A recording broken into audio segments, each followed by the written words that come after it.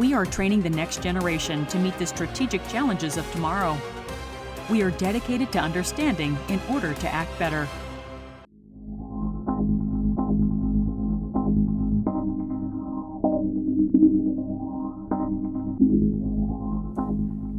Merci bien. Bonjour, je m'appelle Renée Filliatrault. Merci. My name Bonjour is à Renée tous. Filliatrault, so good Thank you in afternoon to particular everybody. to Carrie Buck for that fascinating keynote. I'm not just saying that because she's my former boss. When I was with the Afghan task force in Kandahar for 14 months, Carrie was my boss back here in Ottawa. And I have to tell you, there was nothing more reassuring than having her back supporting us all there. So thank you, Carrie. I've never had a chance to say that to you, so thank you. And it's really good to see all of you in person. Doesn't it feel great to finally be able to connect and have a real discussion like this rather than over Zoom? Obviously, we've all been very careful with our masks and everything, so that's great. I am very happy and proud to moderate the student panel. And not just because I get to hand out some fancy certificates at the end. But as Justin said, the network has published 39 papers, over 39, 36? 39 papers this year. These are the final four, the best of the best. So I think to start with, and they're going to, today, they're going to give us a bit of a summary of their papers, and we're going to award the best papers. So if this was the Hunger Games, these are the final four. So I think that deserves in of itself a bit of a round of applause for our students. So who are our students, les finalistes? Alors, Maxandre Fortier, étudiante à la maîtresse en sciences politiques à l'UQAM, avec son note politique, la nouvelle politique de défense britannique et ce que le Canada peut en tirer. His paper, Did the Sun Finally Set? The UK's Integrated Review on Defense and What Canada Can Learn from It. I'd like to call Maxandre up right now to give us a summary.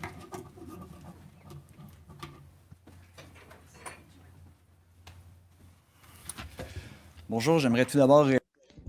Yes, first of all, I'd like to thank the network for having invited us, and thank you for inviting the new generation as well. Great. Thank you to Anaïs for inviting us, and also congratulations to my fellow finalists. I'm going to speak about the last British Integrated Review on Defense, because I think it's the most important exercise the country has undergone since the Cold War.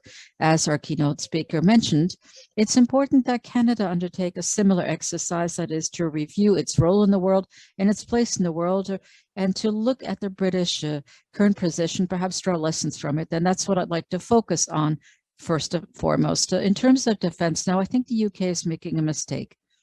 That is to focus much of its strategy on the technological aspect, to undertake a shift that not only will cause costs to explode, but I think it will also increase its dependency on technology in operations. The example that comes to mind, for example, you can easily win a car race with a fancy car, but as long as that car is outside of the race, you lose it as well.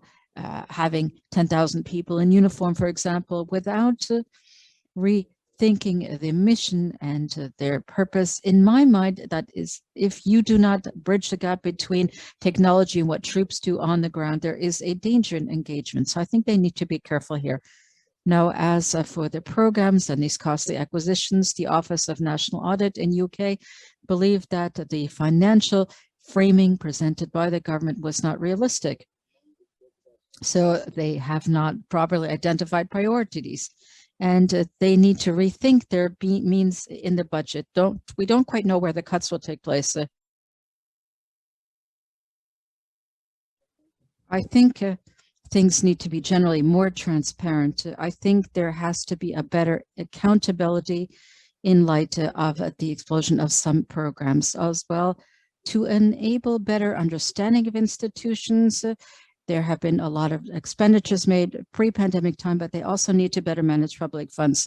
What they also need to do is to boost integration, not only within the various sections of the armed forces, but in the various sections of the government, there's the National Cyber Force. So how do you integrate training of the armed forces and civil organizations in a kind of umbrella organization that is well put together, but that will also be able to foster cyber offensive operations if required? Another point is the Pacific region's importance. The British recognize this. They have a great deal of makeup to undertake due to Brexit with their regional partners, but they have adopted a fairly holistic approach on the state apparatus. The Canadian government says that there is something coming up, and I think we need to take that into account. They need to be humble as well to make sure that the Indo-Pacific's engagement does not compromise the engagements in the Arctic and elsewhere where we do have expertise, but there to ensure that a secondary but important role will be played. Thank you very much.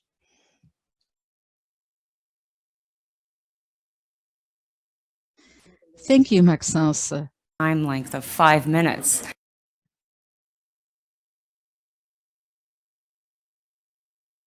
Thank you, Maxence. The pressure's on. You would have noticed that I mentioned there were 4 finalists. One of them, Hannah Hollander, is also a junior officer with the military and is on training this weekend, so she can't be here to discuss her paper. She's a master's student in the Department of Political Science at Queen's University, and her policy brief is entitled, "What is Gray Zone Deterrence?" And let me just give an opportunity to give her a little profile because her paper is well worth the read. And I'll be very quick and just pull a quote from her piece. While we are not at war, there is a lack of public knowledge that Canada is targeted daily by gray zone attacks against its cyberspace, public information, military, and even against Canada's physical territory. Hannah contends that Canada must expand its intentional and strategic engagement with hybrid warfare and prepare for these gray zone threats. The first step to enhancing our defense, she says, against gray zone conflict is understanding it. And then she does a beautiful job helping us do just that. So I recommend everybody read that paper as well. And next, we have Jacob Fortier. Jacob est une étudiante à la maîtresse département de sciences politiques à l'Université de Montréal. Son note politique, les campagnes internationales de dénonciation et leurs conséquences sur les conflits civils. Naming and shaming and its consequences on civilian conflicts. Jacob, la parole est à vous. Donc, il y a Maxence qui a monté la barre haute et qui me rend Well, un the peu bar plus has been nerveux. placed quite Moi high aussi, je voulais en thanks profiter pour to remercier le Maxandre, RAS. and that makes me a bit J'ai nervous, but intégré I'd le like réseau, to je crois, au thank début you de for ma this maîtrise. invitation. Je regrette vraiment pas, And j'ai I grandement work with the bénéficié, network at the beaucoup beginning of d'opportunités Masters, pour moi. and I Donc, have been able to merci à seize a tout le great monde deal au of RAS de opportunities that permettre we're given to. So l'intégration. thank you very much for everybody at the network for enabling me to work with researchers and to publish and to invite me to these kinds of events. These are very useful for us. Now, in terms of the policy brief, I'm going to try and be as brief as Maxandre was. I basically focused, it was inspired rather by the recent events in Myanmar. On February 1st, 2021, there was an international shaming campaign that was put in place by a number of international states, including Canada. The objective was to expose those responsible for these actions, to stigmatize them, and due to pressure being put on the major players, they were to be incited to cease human rights abuses in Myanmar. Justin Trudeau spoke on Twitter. He specifically denounced the military junta in Myanmar. But the problem, and that is what I was interested in this policy statement, is that the literature shows that international shaming campaigns often fail to protect human rights. And worse, sometimes they have pernicious negative effects on the civil society. If they enhance the problems of the regime, and as a result incite the regimes to use even more violence, force against the public, and which counters our initial objective, that is to protect the civilian population. So what I've tried to posit this by showing the situation in Myanmar, those are 2 main issues. The first is that the regimes targeted by this shaming usually are incited in repressing journalists and human rights organizations locally to prevent them from distributing information on abuse. And the second issue is the one I'm specifically interested in my research, is the dissidence, local dissidence. This kind of shaming or denunciation can create momentum for local opposition, and they can then be used in order to obtain international additional support internationally. And so I'm trying to synthesize 4 possible paths through which Canada could improve its role internationally. That is to put pressure on regimes that violate human rights without, however, inciting them to repress more, but to stabilize the situation. And the first recommendation, of course, is to be very clear in terms of Canada's intentions. That is, when you denounce a regime, it is not necessarily de facto support delivered to the opposition. That may be the case. That could be the case in Myanmar, for instance. The second concern, however, is to work with local organizations in human rights. We can benefit from their on-site expertise. We can frame our message thanks to information that is no doubt more detailed as to the conflict. And the third, and no doubt it's the most difficult to implement, is to adopt an approach that will be gradual in scale. Why? Because if you sanction and you to strongly denounce a regime, they may not necessarily have an interest in backtracking and coming back to the negotiating table. You have to provide them with an honorable exit strategy so that they have true interest in order to stop using force against civilians. And we have to work with our allies. We need to frame Canada's message alongside the message put forward by other allies to be as coherent as possible and to avoid sending a problematic message to the opposition. Thank you very much.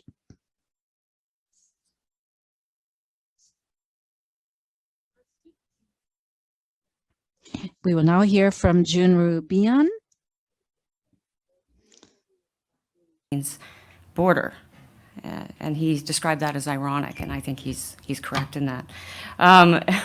Junru est une étudiante doctorate études politiques à l'Université d'Ottawa. Avec son point chaud, les travailleurs humanitaires locaux, les pièces souvent négligées au casse-tête humanitaire.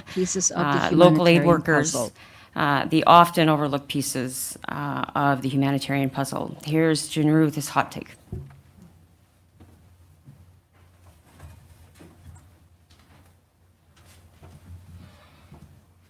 All right, everybody, thank you so much for having me here today. I'm going to bring my computer with me because I am disorganized. But I'm going to make it very quick and very humbly as a former aid worker and a current student to talk about, I think, an issue that is very much closely connected to Canadian interventions abroad, but is quite under-discussed within our current existing policy frameworks. So when we think about the physical hand-to-hand processes of humanitarian aid delivery, from building shelters, handing food to beneficiaries, constructing water wells, administering malaria treatments, these concrete actions of aid delivery are ultimately facilitated by local aid workers who are nationals of the whole state where aid organizations operate. Indeed, a significant majority of practices for local aid operationality within conflict environments can really only be done by local aid workers. They possess specific knowledge regarding the socio-political dimensions of local communities, are often aware of clandestine social networks and connections, the best route to get from point A to point B, and speak local languages, which is particularly valuable in environments where neither English and French is spoken. Local aid workers have long-term experience in specific locales, having spent all of their aid career within communities that they're familiar with. Rarely, however, we find them as faces of leaderships, directors, consultants, advisors of international aid operationalization. In fact, there exists a covert humanitarian discourse that reinforces the idea that local knowledge can only thrive with the leadership of expatriate international thematic expertise. This narrative perpetuates the reason for local staff members working in the humanitarian sector to serve in non-leadership support type positions, focusing on the coordination and implementation of program decisions made by expatriate international leadership. In many ways, although humanitarian professionals are valued for their field level knowledge that they possess, it does not necessarily translate to them being trusted with making administrative decisions based on their local knowledge to anchor the future trajectories of their international aid organizations. If we want to truly localize and minimize risks in insecure environments, we would have to refocus on local aid workers, the often overlooked pieces of the humanitarian puzzle. Today, the international overpowers the local throughout aid operationalization in conflict environments. Here, I would like to quote Filliatrault, as she has very clearly outlined this concerning predicament for us in the sector. As far as promotions go, most peacebuilding agencies reward the number of missions completed in different countries rather than the amount of time spent in a particular area. In addition, she also observes that many interveners discredit foreigners who stay too long in a specific place as having gone native, implying that they are too immersed in local culture and too close to host populations to effectively carry out their mission. This mindset has long encouraged the unwarranted discrediting of local expertise and increasing preference for top-down thematic knowledge, preferred for their generalizability and simplicity in crisis environments that are, in contrast, unique and complex. Local aid workers are not undertrained or inexperienced.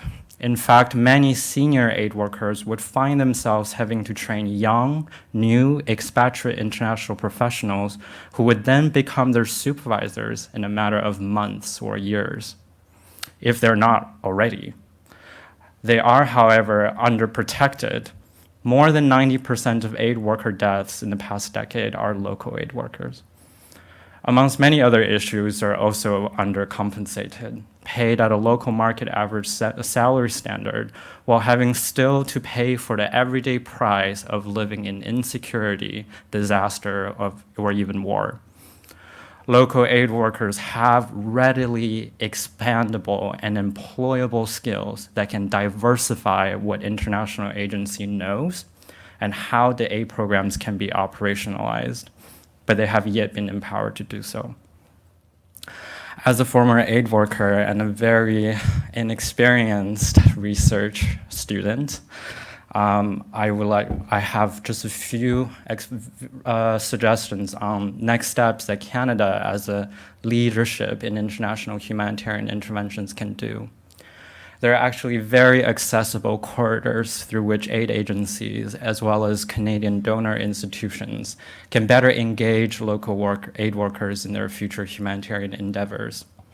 For Canada, and particularly donor institutions such as the Canadian International Development Agency, as well as institutions that operate humanitarian interventions in conflict contexts, such as Forces Canada, it is important to simply hear from local aid workers. Canada can benefit from consulting local aid workers in the process of determining areas of funding allocation. Incorporating the opinions of local aid workers will help Canada with supporting aid initiatives that better assist communities in crises. Canada can also invest in local aid workers. Canada should consider not only funding aid programs, but also training and safeguarding the aid professionals who will implement them. Aid program strategies are very robust in the sector.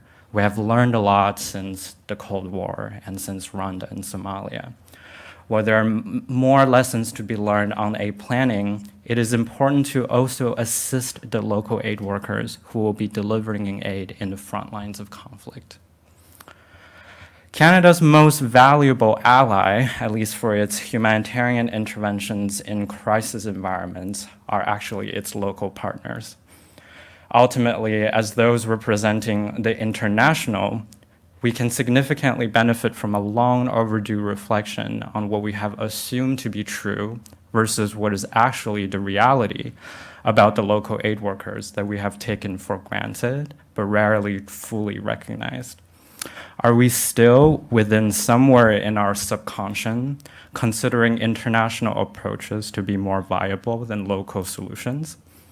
This is a question that I think we could ask ourselves in the next years.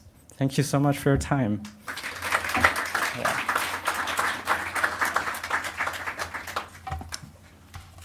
Well done. I think now we can see why they're the final 3 or 4. Félicitations. I think we should give them all a hand. As I now have the privilege of announcing who is first, second, and third, and fourth.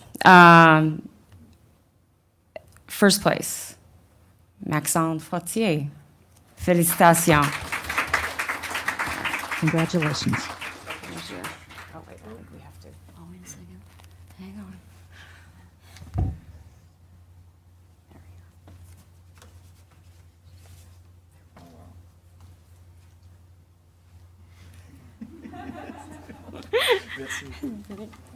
Félicitations. Congratulations. Second place, Hannah Hollander, and it's almost like the Oscars. I think Stephanie and Justin, you will be handing her certificate over at an appropriate time when she's back from her military training. Third, an égalité, tied. Jacob Fortier and Junu Bian. Delightful. That's delightful. Why don't you both come on up?